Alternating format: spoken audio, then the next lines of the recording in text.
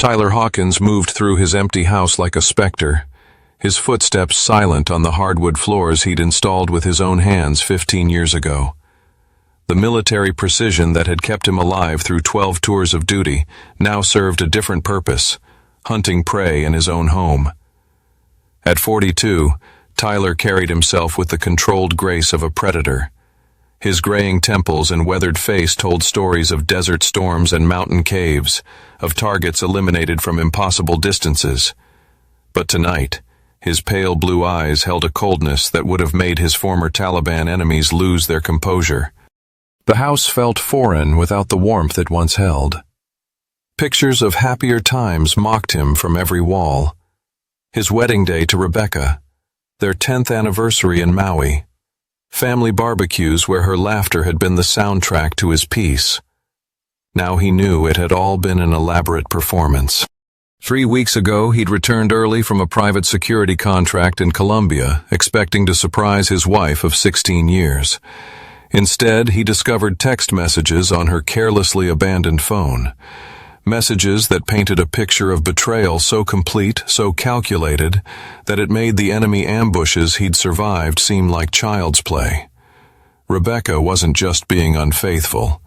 She was planning to take everything he'd built, everything he'd bled for. The house, his savings, his reputation. She and her muscle-bound lover had mapped out Tyler's destruction with the thoroughness of a military operation. But they'd made one critical error. They'd underestimated their enemy. Tyler had spent the last 3 weeks becoming invisible in his own life. He'd hired a private investigator named Cruz Valdez, a former Delta Force operator who specialized in matrimonial warfare. Cruz had provided photographic evidence, financial records, and, most importantly, a complete dossier on Rebecca's new boyfriend, Brad Kowalski, 34, originally from Detroit. 6'5", 260 pounds of steroid-enhanced muscle. He owned a chain of supplement stores that barely turned a profit, lived in a rented penthouse he couldn't afford, and had a gambling problem that had cost him his previous marriage. He was everything Tyler wasn't: loud, flashy, and desperate to prove his worth through intimidation. What Brad didn't know was that Rebecca had specifically chosen him as her weapon against Tyler. She'd researched her husband's psychological profile, understanding that his military mind would see Brad as a direct physical threat. She wanted Tyler to react violently, to give her grounds for a restraining order and a favorable divorce settlement. But Rebecca had made the same mistake every enemy combatant Tyler had ever faced. She'd assumed she understood him. Tyler's phone buzzed, a text from Rebecca. "Won't be home tonight. Girls' night with Monica. Don't wait up." Monica was Rebecca's sister, and Tyler had already confirmed she was in Phoenix visiting their mother. Another lie in a web of deception that stretched back months, maybe years. He opened his laptop and reviewed the timeline Cruz had assembled. Rebecca's affair had begun 8 months ago, but her planning went deeper. She'd been slowly transferring money to accounts Tyler didn't know about. She'd been documenting every argument, every moment of tension in their marriage, building a case that would paint him as an unstable veteran prone to violence. The irony wasn't lost on him. She was creating the very monster she claimed he already was. Tyler's reflection caught in the darkened window, a man stripped of illusions, reduced to his most essential elements. In the desert, they'd called him Ghost for his ability to appear from nowhere and vanish without a trace. Tonight, the ghost was coming home.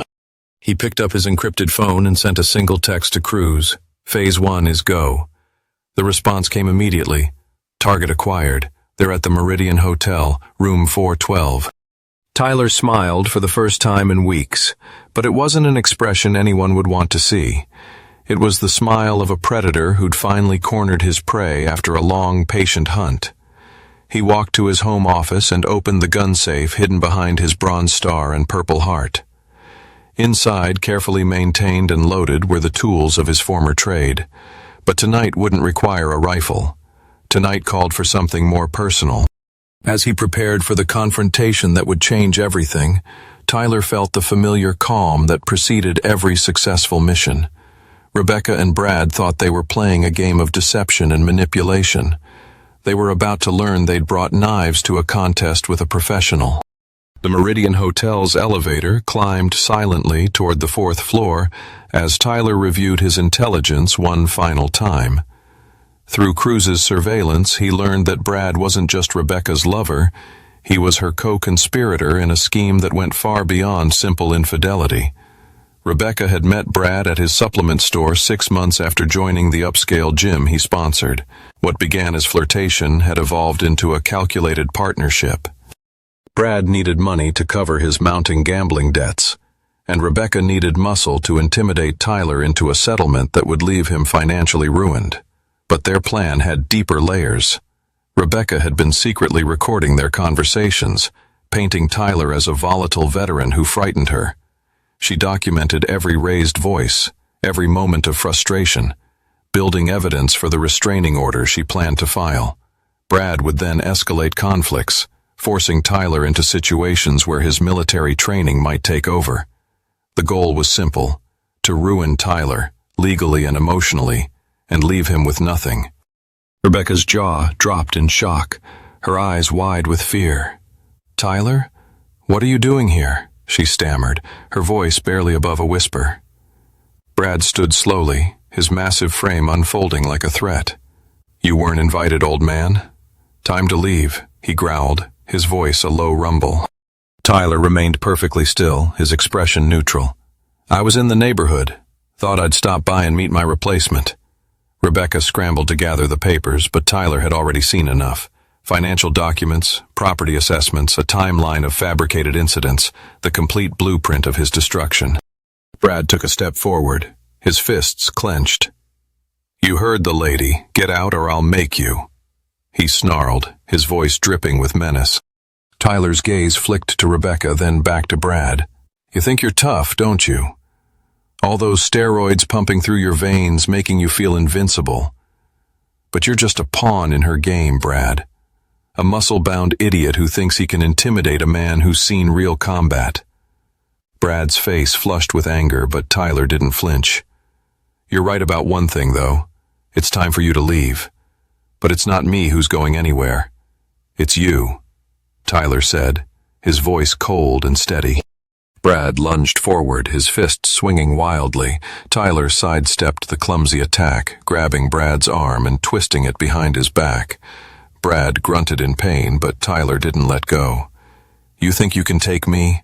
You're nothing but a pathetic, steroid-addicted bully, and now you're going to learn what real pain feels like," Tyler whispered, his voice like ice. Rebecca watched in horror as Tyler effortlessly overpowered Brad, her eyes wide with shock and fear. "Tyler, stop! You're hurting him!" she cried, her voice trembling. Tyler ignored her, his focus entirely on Brad. "You should have stayed out of my life, Brad, but now you're going to pay the price, and so is Rebecca, because I'm not the man you think I am. I'm the ghost in the shadows, and I always get my revenge," Tyler said, his voice a low growl. "This isn't what it looks like," Rebecca said, her voice taking on the tone she'd used during their marriage whenever she'd been caught in a smaller lie.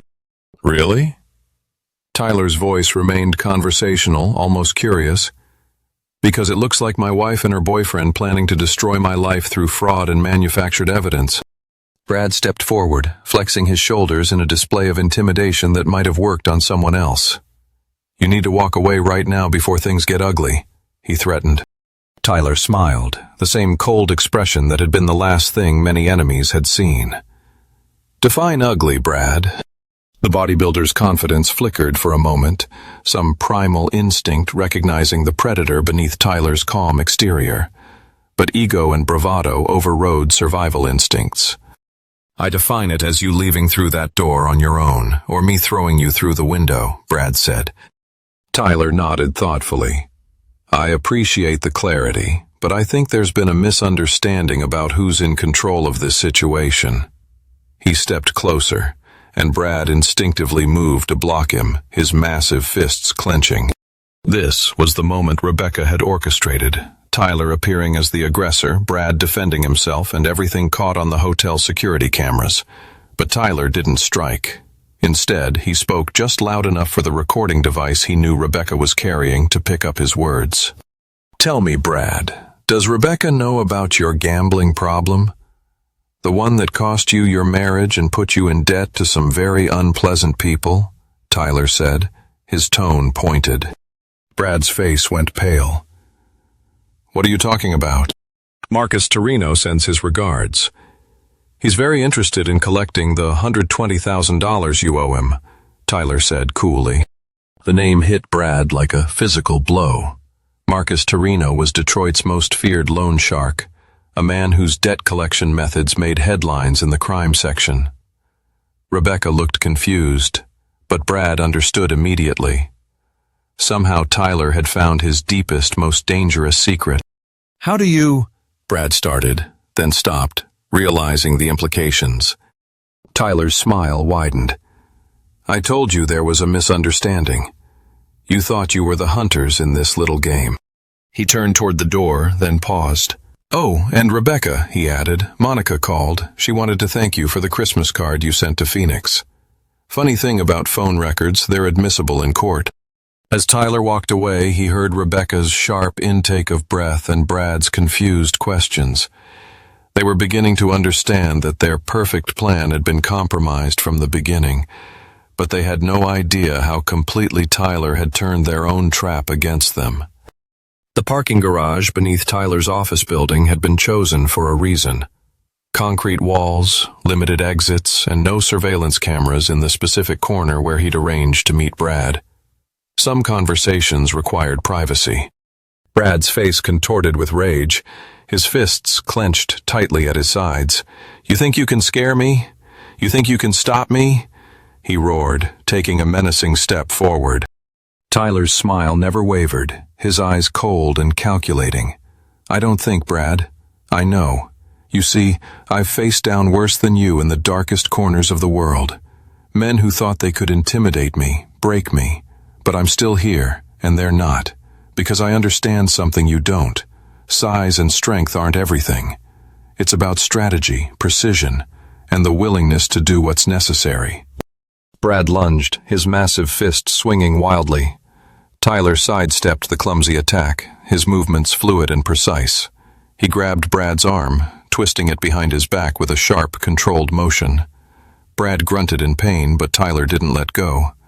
"You're a bully, Brad, a steroid-pumped, muscle-bound fool who thinks he can intimidate his way through life. But you're nothing more than a pawn in Rebecca's game. And now you're going to learn what real pain feels like," Tyler whispered, his voice like ice. Brad struggled, trying to break free, but Tyler's grip was unyielding. "You can't do this. You can't just—" Brad's words were cut off as Tyler applied more pressure, forcing him to his knees. "I can do whatever I want, Brad, because I'm not bound by your rules. I'm not bound by anyone's rules. I'm the ghost in the shadows, and I always get my revenge," Tyler said, his voice a low growl. Brad's face was flushed with pain and anger, but he couldn't escape Tyler's hold. "You're a monster," he gasped, his voice filled with hatred. Tyler's smile widened, a chilling expression that sent a shiver down Brad's spine. "Maybe I am, but I'm your monster, Brad, and tonight, you're going to learn what happens when you cross me," Tyler said, his voice cold and unyielding.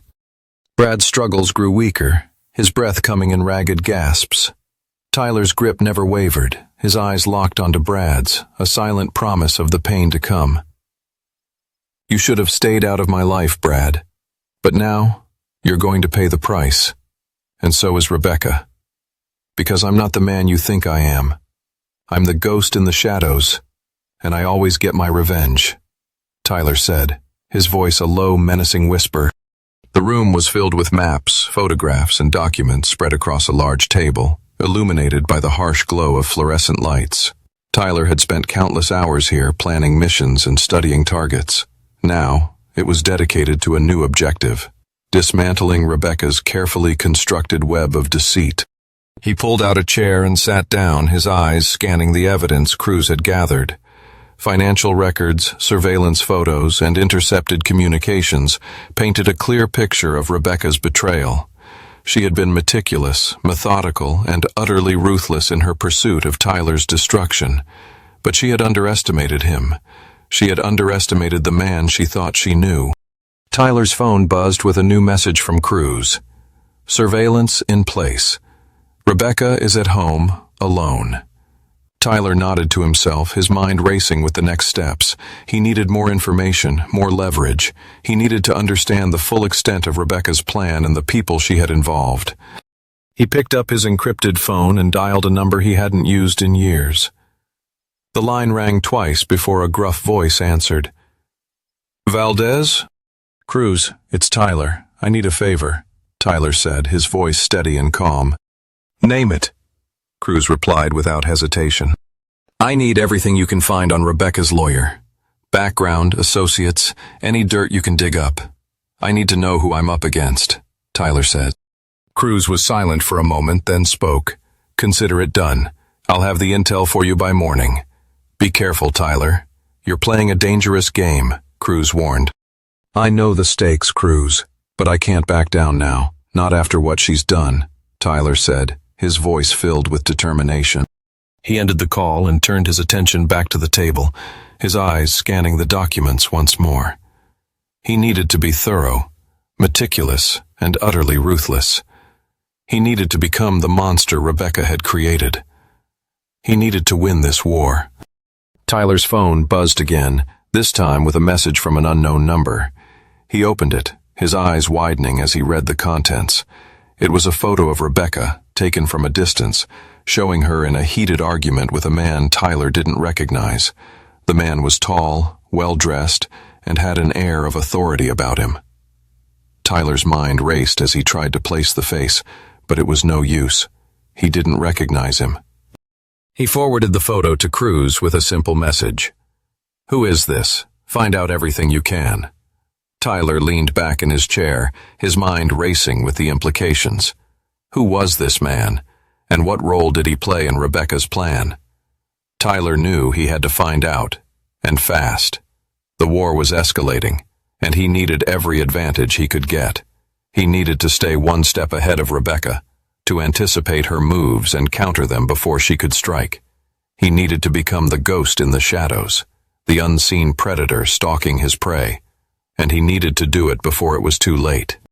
Steel-reinforced walls contained his most sensitive equipment, surveillance monitors, communications gear, and detailed maps of his target's daily routines. Cruz sat across from him at the tactical planning table, spreading out photographs and documents like a general preparing for battle. Brad's confirmed on the Mexico City flight, Cruz reported. Customs shows him clearing immigration 2 hours ago. He won't be coming back.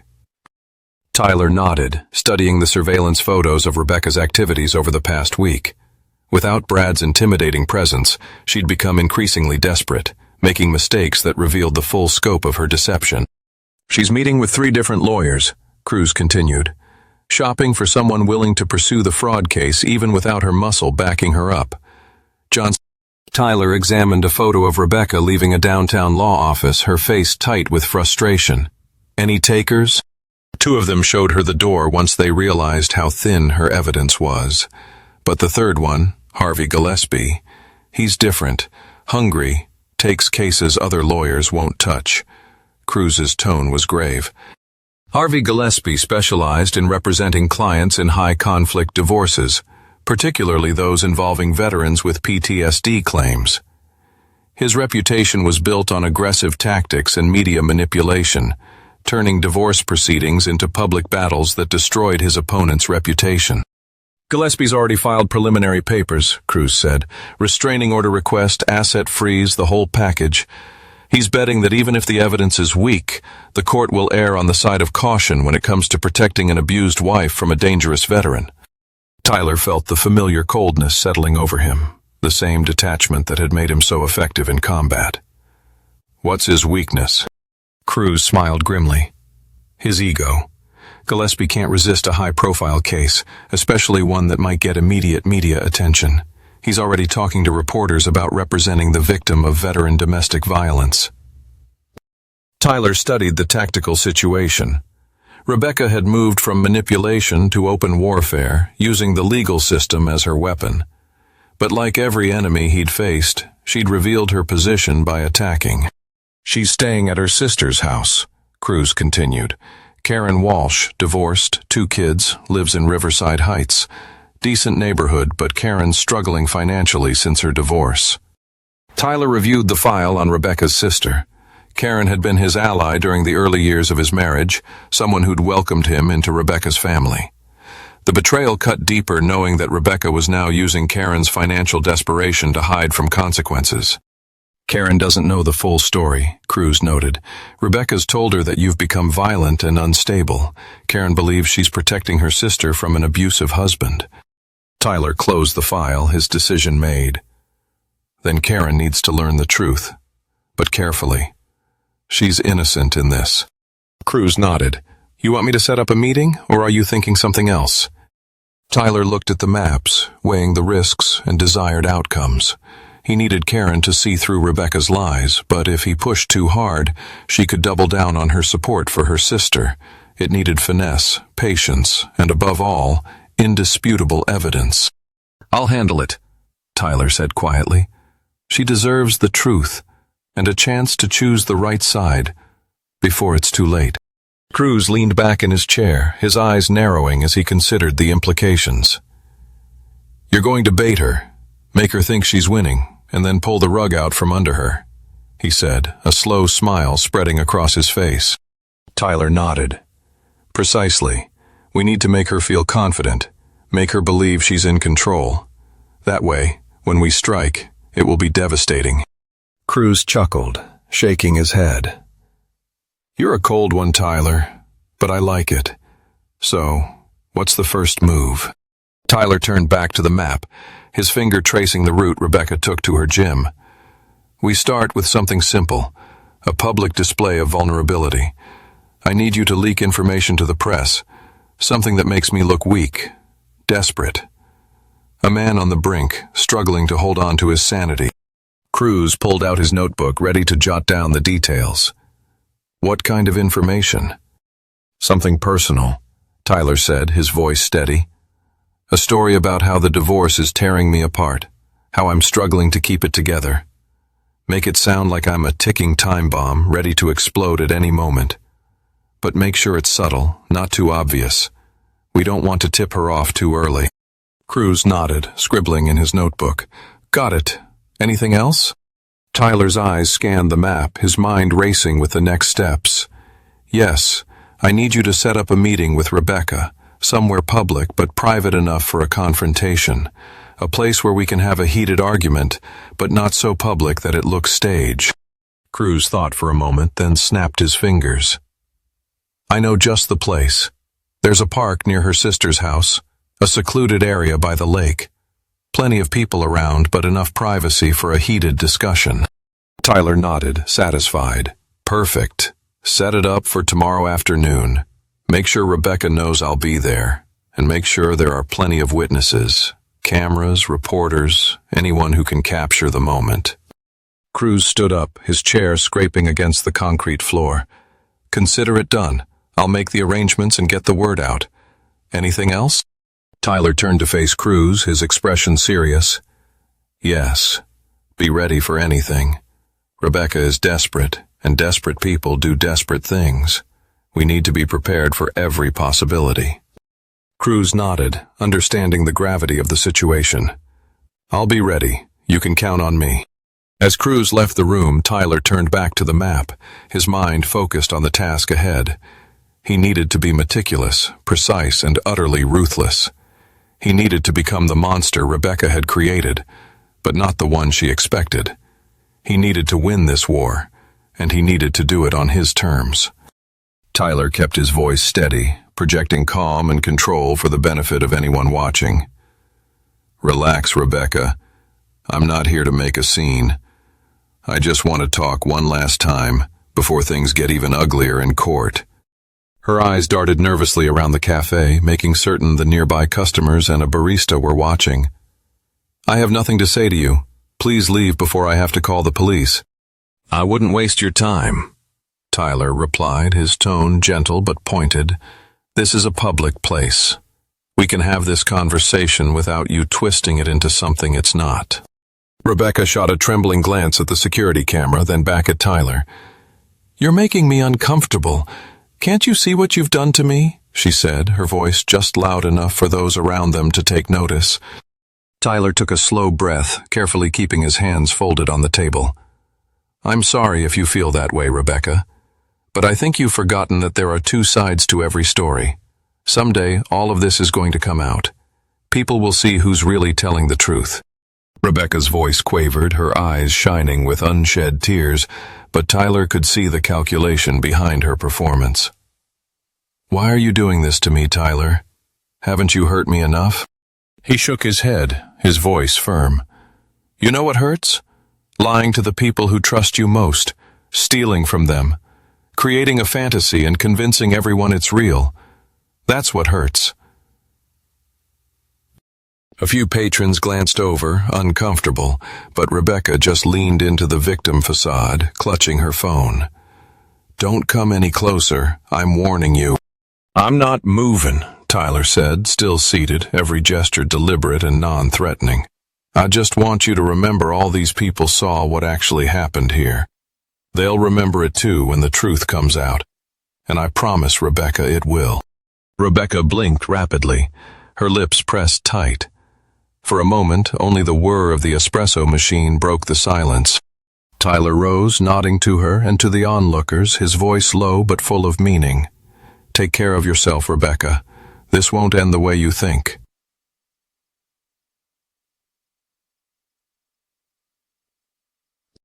He left the cafe, feeling the eyes of the customers, sympathy split between two stories, doubt planted in minds where Rebecca thought she'd built loyal allies.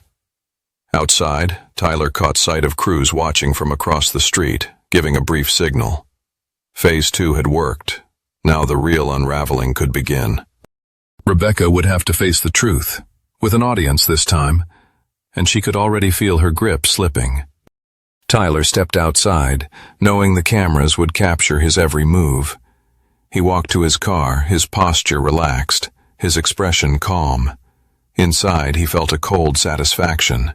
The trap was set, and Rebecca had walked right into it. He knew the police would arrive soon, and he was ready for them. He had done nothing wrong, and the witnesses inside would back him up. As he waited, he pulled out his phone and sent a quick message to Cruz. "Phase 3 initiated. Police en route. Stand by." Cruz's response was immediate. "On it. Back up in place. We've got this." Tyler leaned against his car, his eyes scanning the street. He saw a few patrons from the coffee shop watching him through the window, their expressions a mix of curiosity and concern. He nodded to them, a small, reassuring gesture. He wanted them to see him as calm, collected, and non-threatening. The police arrived a few minutes later, two officers stepping out of their cruiser with cautious expressions. Tyler recognized them from the local precinct, officers he had dealt with before. They knew his reputation, and they knew he was no stranger to conflict. "Tyler Hawkins?" the first officer asked, his hand resting on his holster. Tyler nodded. "That's me. I assume Rebecca called you." The officer's expression was neutral. "She reported a disturbance, said you threatened her." Tyler shook his head, a sad smile on his face. "I didn't threaten her. I had a conversation with her. In public. With witnesses. You can ask anyone inside. They'll tell you I was calm and respectful the entire time." The second officer spoke up, her voice firm. "We need to take a statement from both of you. Can you come down to the station?" Tyler nodded. "Of course, I have nothing to hide, but I want to make one thing clear. Rebecca is manipulating the situation. She's trying to paint me as the aggressor, but I assure you, that's not the case." The officers exchanged a glance, then nodded. "We'll take that into consideration. For now, let's just get your statements and sort this out." As they walked toward the station, Tyler felt a sense of relief. The trap was set, and Rebecca had taken the bait. Now it was just a matter of time before her lies unraveled and the truth came to light. He was ready to face whatever came next, confident that he had the upper hand. He had the witnesses, the evidence, and the truth on his side. And that was all he needed to win this war. "She outsmarted herself," Tyler said quietly, scanning the evidence. "All that maneuvering, and she's tangled her own lawyer into perjury if this goes to court." David nodded, tapping on highlighted transaction records. "We have documentation showing Rebecca systematically moved funds from joint accounts and racked up debt in your name. Once the court subpoenas the bank records, it will expose her deception and financial misconduct." "And the credit fraud?" "Already in motion. Once the hidden accounts come to light, I'll press for the appointment of a forensic accountant. It won't just ruin her credibility, it could lead to criminal charges," David replied with satisfaction. Tyler sat back, his mind whirring with each calculated step. "So while Gillespie is telling the press that I'm melting down and turning dangerous, we just keep feeding him rope. Let his greed drive them right where we want." David closed his laptop, the beginnings of a smile tugging at his lips. "Exactly. And meanwhile, you keep doing what you're doing. No outbursts, no contact, nothing that can be twisted into aggression. Just cold, rational self-preservation." Tyler considered the way Rebecca had weaponized public sympathy, transforming herself into a martyr in every social setting. Now, with each failed accusation, every lie exposed, the cracks in her story would widen. "I think it's time we inform Rebecca's sister Karen about the financial realities," Tyler said quietly. "She needs to see what her loyalty is costing her before Rebecca drags the whole family down." David agreed. "I'll prepare a letter for Karen's attorney. We'll attach the financial documents and invite her to review them. That should be enough to make her question Rebecca's story. As soon as the judge sees the paper trail, Rebecca's going to lose her support system," Tyler said, his voice steel-edged with resolve. "She wanted a monster. I'll show her how monsters win, not by brute force, but by letting the truth destroy her from the inside out."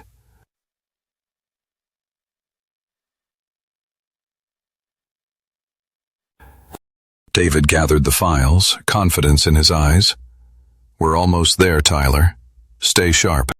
Tyler simply nodded, already strategizing his next moves as St. Louis's skyline stretched beyond the window, the city below oblivious to the quiet battle unfolding above.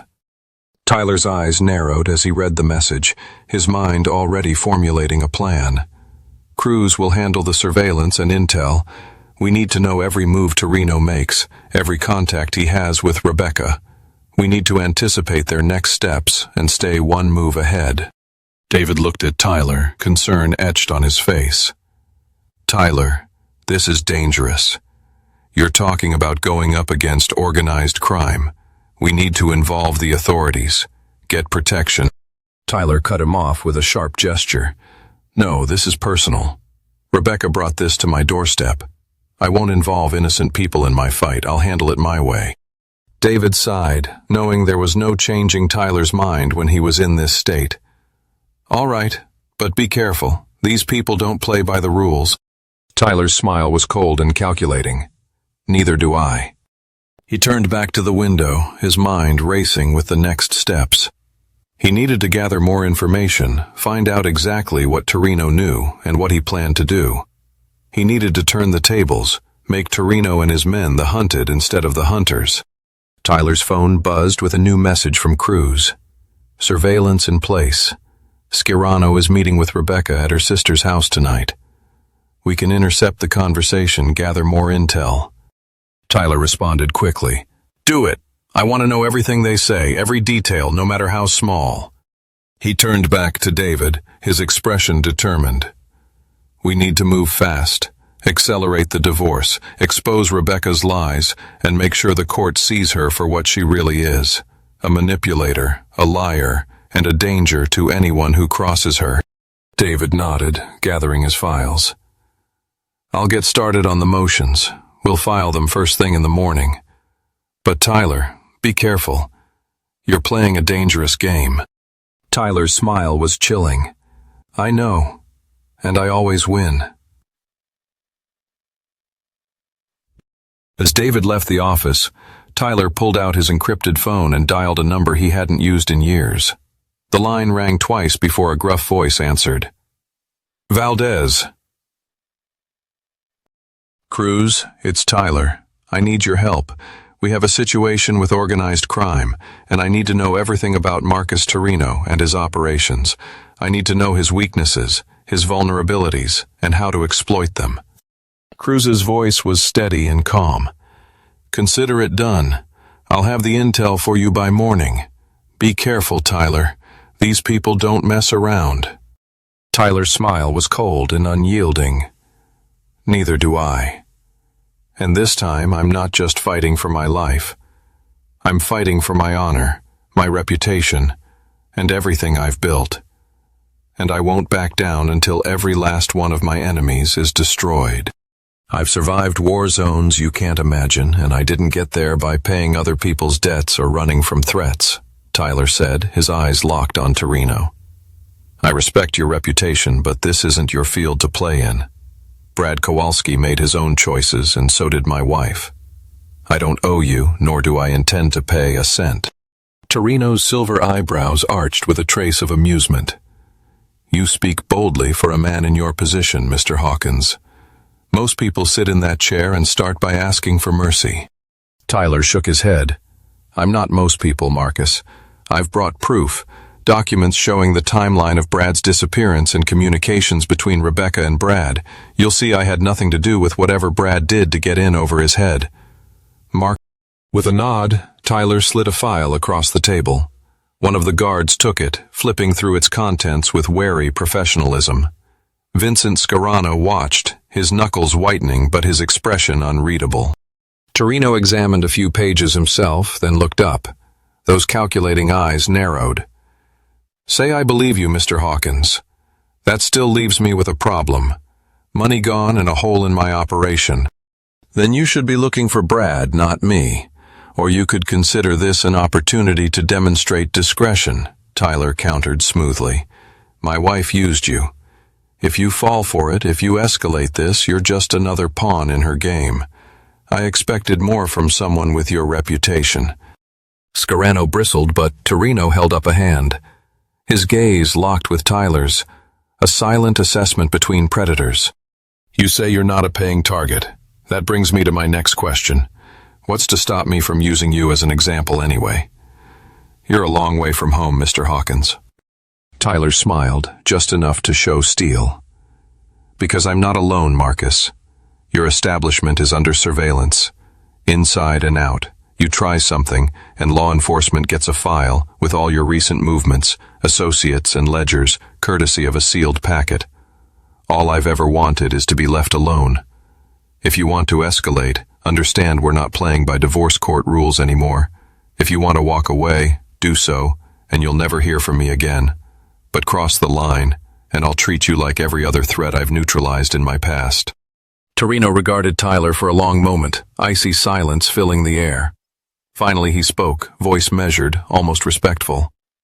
You're more trouble than you're worth, Hawkins. Maybe it's time someone taught your wife about real consequences. Tyler inclined his head. On that, we can agree. I've got no quarrel with you, Marcus. We were both manipulated. Walk away, and there's no war. Torino nodded curtly, glancing again at the file.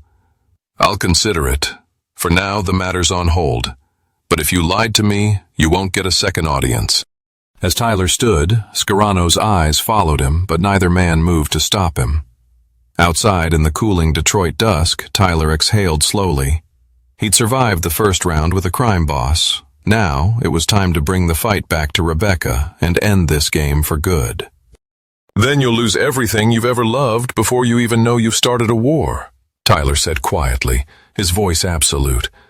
You won't see me again, Marcus, but you'll know what's happening as it all comes unraveled. I suggest you reflect on how many enemies you've made in your career. Nobody would ever suspect me.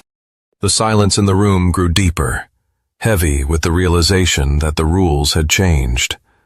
Marcus Torino looked from the photographs to Tyler, seeing in his eyes the kind of resolve that only surviving years of warfare could create.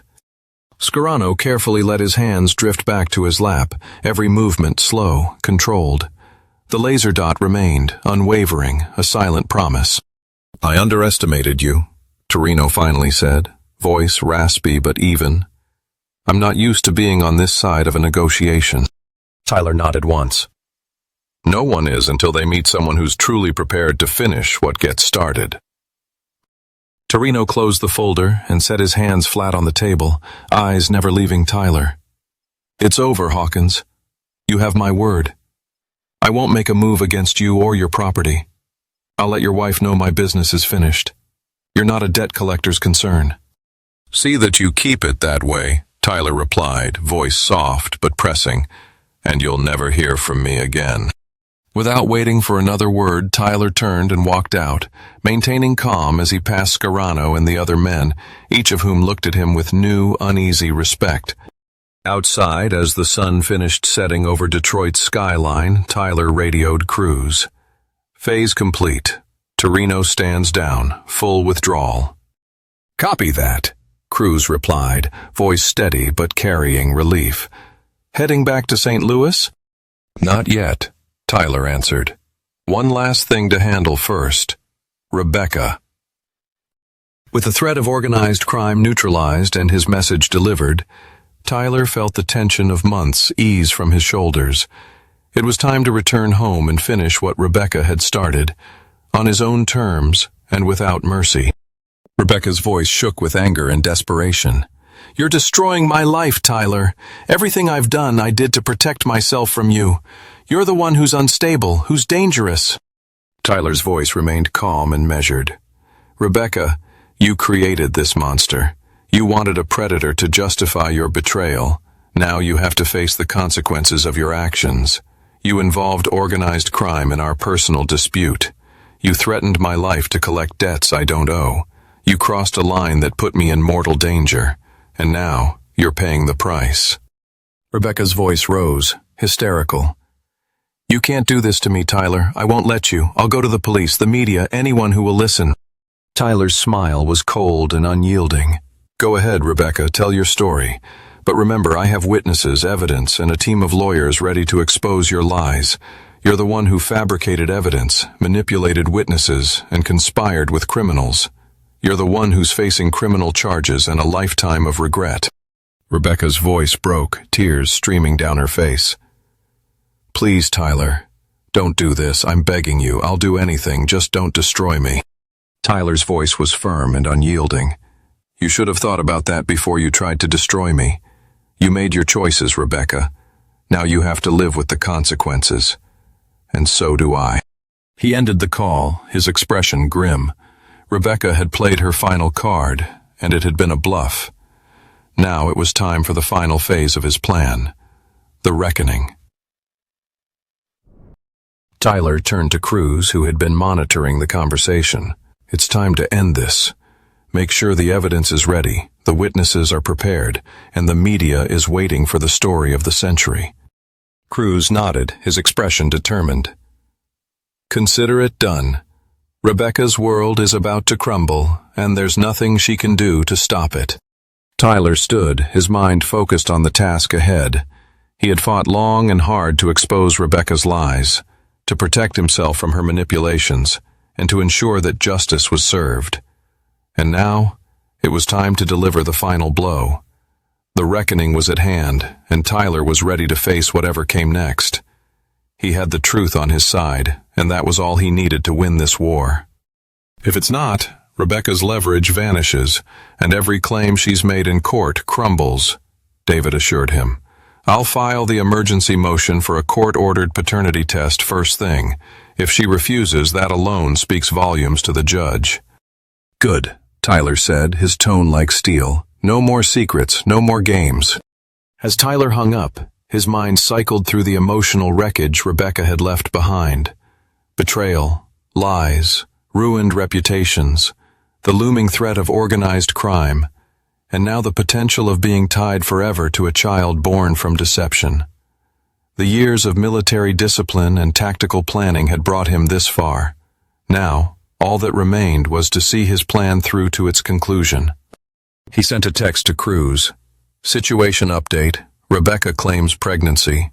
Investigate her recent medical visits. priority high. Cruz replied at once, "Already working on it. If she's been to an OB/GYN, we'll confirm everything. I'll dig into Brad's last known contacts too. We'll have answers fast." Tyler drew a deep breath, feeling the storm inside abate just a little.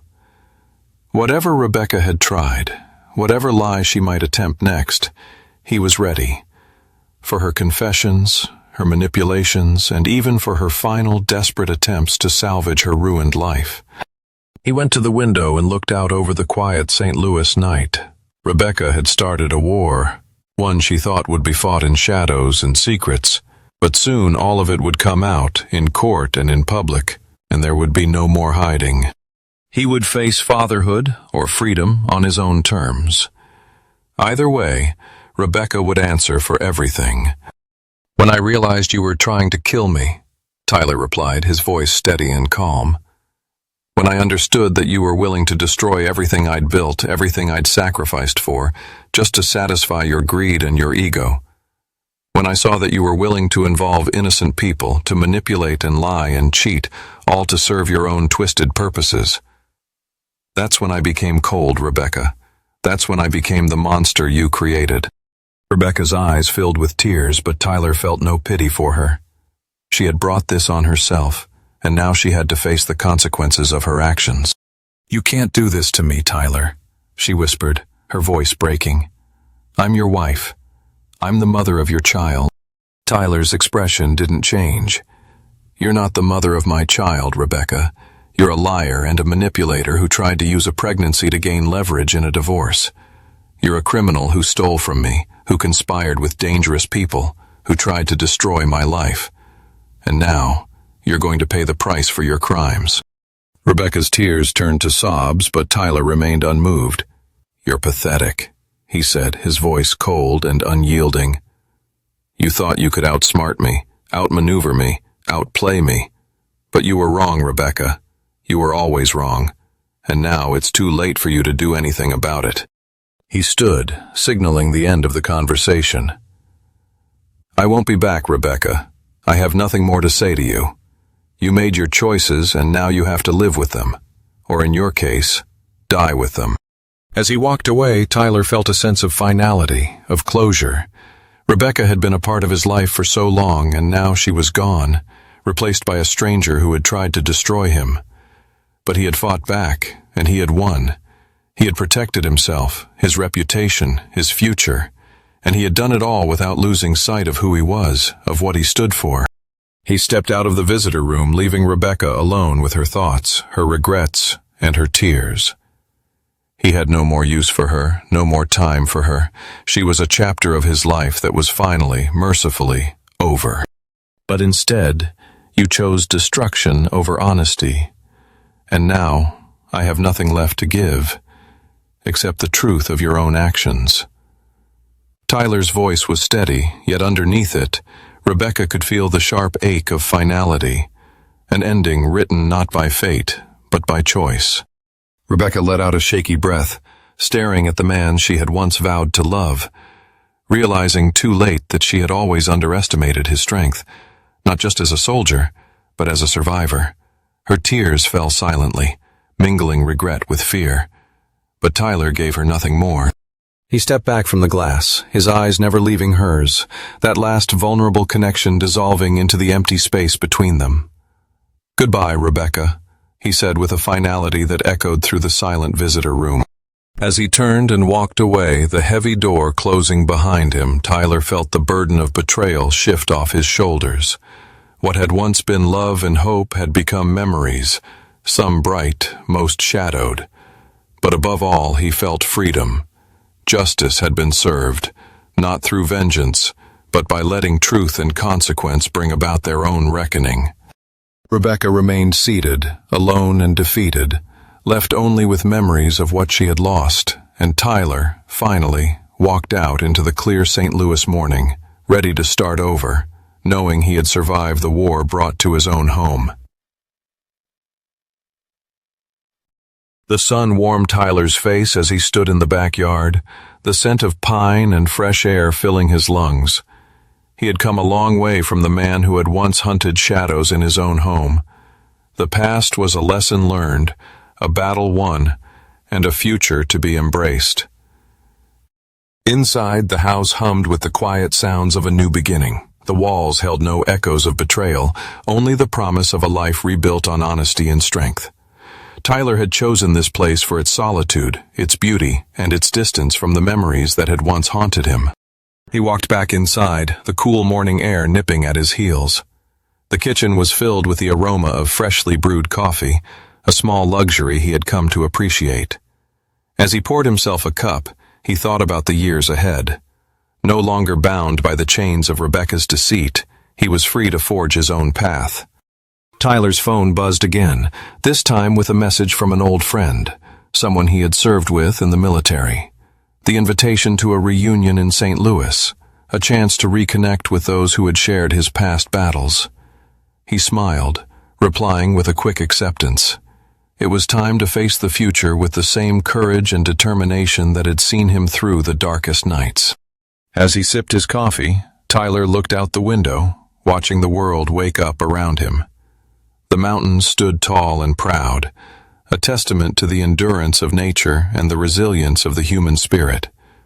He had fought long and hard to reclaim his life, and now he stood on the precipice of a new chapter.